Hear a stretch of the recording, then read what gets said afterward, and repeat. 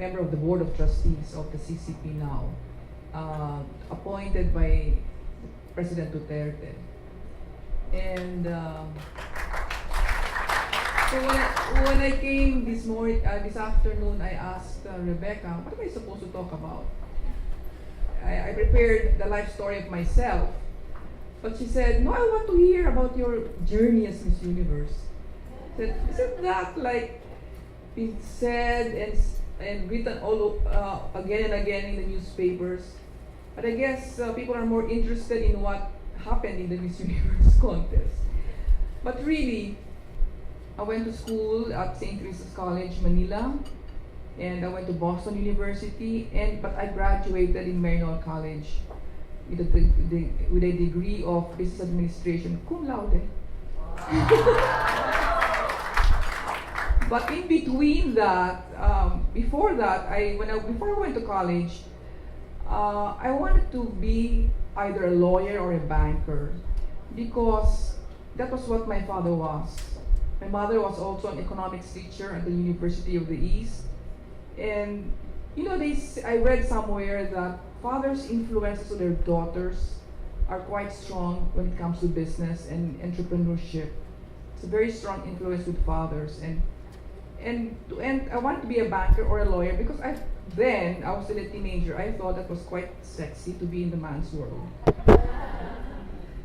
But what happened was when I went to first year college, I joined the Miss Universe, which is completely the opposite of being empowered, because I was only 19, but the experience of joining the pageant was quite remarkable because I had the chance to travel to Greece. To me, that was the most memorable experience because that was the first time that the Miss Universe was held outside the United States. And Greece was also under martial law when I was coming from the Philippines under martial law then. But you know, the experience of leaving the country for the first time alone, because I traveled previously when I was younger with my parents, but I was not allowed to bring a chaperone. And I had to line up at the NBI to get my fingerprints because there was a travel restriction. But going to Greece was really an experience because that was the land of the goddess of beauty. And the Miss Universe was held below the Parthenon, which is the Herod Atticus Theater. And for the first time also, we were not allowed then, this is 1973, to parade in our bathing suits because we would desecrate the place. Can you imagine that? Now they walk around naked. we were not allowed to wear a bathing suit, and so what they did was they pre-taped the bathing suit portion in a ship. We paraded in a ship that was going to dock in the island of Hydra. So when we were on the way there, we were filming on board, and when we got to the Hydra, we were not allowed to dock by the Orthodox Church because we were in our bathing suits. So it was very strict then, and you know, Greece was a man's world, and the Orthodox Church was a very strict church, so we were not allowed to do all those things. So we were in our Hellenic attire when we paraded on stage. But I also lived in New York when I won. After being declared the winner, I lived in New York, and I learned many things there because you're on your own. And I met so many people that influenced me in later years in life that I wouldn't have met if I didn't join the pageant. So there are many opportunities in life that really come your way that you will not expect. But you have to be keen enough to know which is good for you, which is not good for you, and grab certain opportunities. But then I learned that was not all enough. It was an adventure. It was my first job because it was really work. And although I was paid a prize money, I was also paid a salary to accomplish the contract that I have signed as a pageant winner. But after Miss Universe, what happens? I felt that I was not equipped enough, I went back to school and tried to pursue what I wanted to do, to become a banker. But they say that many times that what you studied in school is not what you end up with. But it gives you the discipline to know and give you the skills to manage what you want to do. So my first real job was in advertising. So I worked at J. Romero. I was there, I think, for 3 years. And in advertising, I learned so many things. And I had no experience in actual work. And I think what's really important, and that's what I look at when I hire people, is what is their ability more than what is their experience. Because many times you hire people, especially if you are not able to pay them well. I'm in the arts industry, and our salaries are not very high. So you we hire fresh graduates, and they have no experience. So it's really the ability of people, what they can do and what they can bring to the table or what they can bring to your office.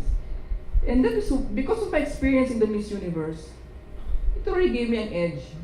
And by the way, I started from the bottom. Account executive.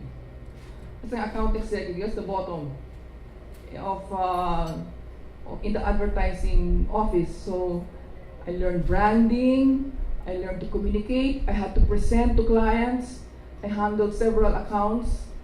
And I stayed there for 3 years, and that gave me really lessons to learn about business and how to deal with clients. And the next, I moved on to a travel agency, House of Travel, and I even opened the office here. And I opened Pearl Farm Beach Resort. I developed it from scratch. And I was in the travel industry, I think, for 20 to 25 years. And that was very challenging because you can just imagine, I started working in 1980 in the travel industry. There was no computers. I had to learn to compute mileage from a book this much, and I had to compute point-to-point rates. I learned how to sell, and of course you make mistakes, because if you make a mistake in your math in computing mileage, the airlines will charge you the difference, and so you have to be very careful. And what I learned also in sales is you have to be smart, and you have to have grit, and you have to be tenacious. So you have to be able to learn how to network. And that was when I learned how to network, because network is what gives you opportunities, and you try to meet people you have not met before. They say the best way to network is when you are able to meet people out of your comfort zone, not people that you already know and can give you, you think that will give you business. People that gives you business are people who you least know. So you know what I did when I opened the office here in Davao? I had an office in Manila. We opened an office in Davao when Davao was still not very well known as a destination. So we brought in tourists here, and after we bought Pearl Farm Beach Resort, we also chartered flights to Hong Kong when the planes were still Baco 111s. And one of the challenges that we had was before that, I would recruit passengers. I would get passengers all the way from Cotabato or Tagum, and you'll be surprised to know that there are many there during those times that would afford to go to Hong Kong or go to Singapore. And they could be market vendors. So we went to the market. We went to small grocery stores and sold packages to go to Hong Kong on our chartered flights. And we had to fill a chartered flight. So you have to have 150 passengers to fill it both ways. So one day on our fourth chartered flight, I got a call that the flight could not come back to Davao because there was a strike of the tower control nationwide in the Philippines, including Davao. So how do you solve that problem? Your passengers are stuck. Who's going to pay for their hotel? in Hong Kong because it's a chartered flight. And so I was bold enough to call the head of the air control and pleaded to please allow the plane of Davao to come back. And they did. That was the only plane. All the other passengers were stuck in Hong Kong except our flight. So that gave me the lesson that to solve problems, you really have to be smart and you have to be really bold. And you don't have to be me. Maybe I just had a name, but if you're bold enough to be, I'm sure you can solve your problems if you're brave and bold enough to really do what you need to do. Because otherwise, it's going to cost us millions of pesos to house them, and you don't even know when they can come back and feed them. So, and many of these passengers were first-time travelers. So it worried us. So the air control, because it was flying from Hong Kong directly to Davao. In those days, I'm talking about the early 80s. The other thing is, I also learned communications, public relations. I learned sales and marketing, like I said. And I was 20 years in the travel industry. After that, I retired, and I went through, worked with nonprofit institutions, and we set up the Mindanao Commission on Women. And the Mindanao Commission on Women, I think, for me was the best example of really women empowering. Because men, we created this organization when Mindanao was in conflict. At the time of GMA, of President Arroyo. And when there was war in central Mindanao, we held a campaign called Mothers for Peace. And this was a nationwide campaign. And we campaigned in municipalities and in cities where the mayors or the governor was a woman. Because who would argue with a mother if they want peace in Mindanao? No one. And it was such a good campaign that the Advertising Association of the Philippines supported us with free ads on TV, and they even did a commercial to help us campaign for this. And we were up against the military, at that time General Angelo Reyes, who committed suicide eventually. But I joined the group of Tabang Mindanao, where we talked to the military and to the MILF, because Ustad Hashim Salamat then was still alive, and we talked to him, and we negotiated as women for peace in Mindanao. We negotiated for a ceasefire, and it went through. Because of our campaign, it was a nationwide campaign, and we were up on TV, and we had that courageousness, that grit to really make this happen, and it happened. So that was the clear example where I was really involved with women to really campaign. And in the campaign, we talked about the history of Mindanao to make women understand why there is a conflict and why there has to be peace. So it worked. And then after that, I ended up in the arts. I was coerced actually to take over the arts and culture, which is Ballet Philippines, and I've been there for 9 years. And all this, giving employment, giving housing to artists who need to work at Ballet Philippines as dancers. We house them from the provinces.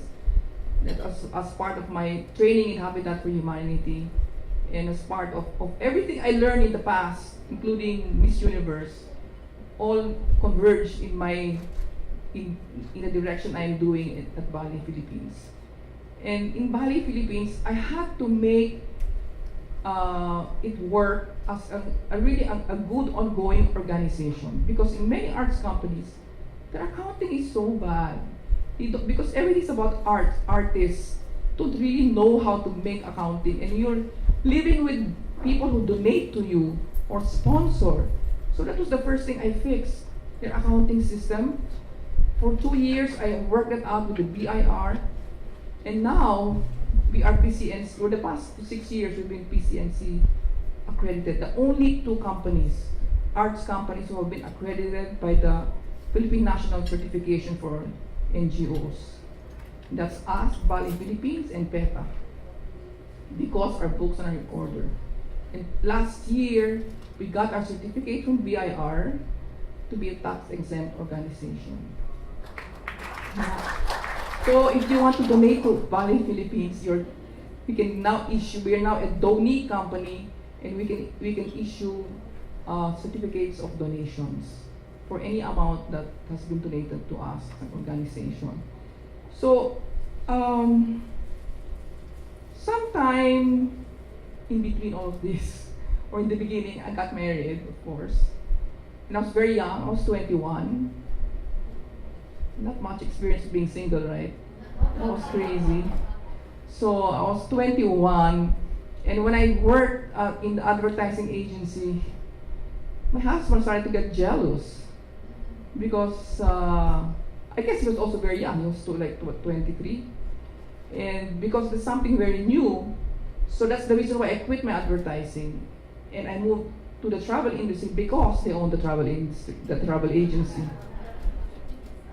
11 years later, I had my first child, so it was an 11-year gap, and I was able to work well without having the responsibility to bring up children. But with bringing up children while working, it's really a very challenging position for any mother. And I feel that it is really the choice of women what they want to do in their lives, whether to work and be successful in their career, or be aggressive or ambitious, versus being ambitious as a mother. And I have two daughters. One is married, the other one is not yet married.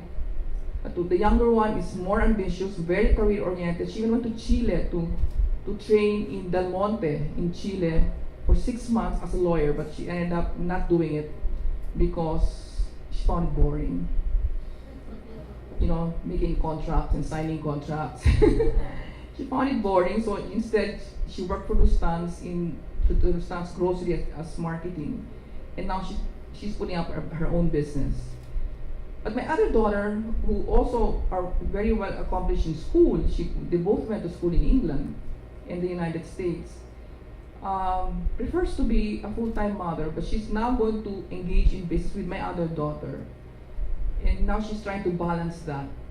But I can see that, that women can multitask, but they still have to set their priorities. And we can't really expect them to follow the trend of being an empowered woman. What is an empowered woman? Because you can be an empowered mother and take care of your child until such time that you're ready to be an entrepreneur or be in business.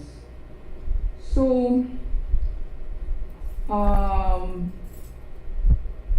think that's what I feel I have been able to impart it to my daughters, that whatever they want to do to be successful is really what you want to be, to achieve what you want to be in life, and whatever God wants you to be and wants you to do, so that one day when Steve Jobs said, when you die, then when you face your God, then he can tell you that what you did was well done. So that's my life story. Thank you very much.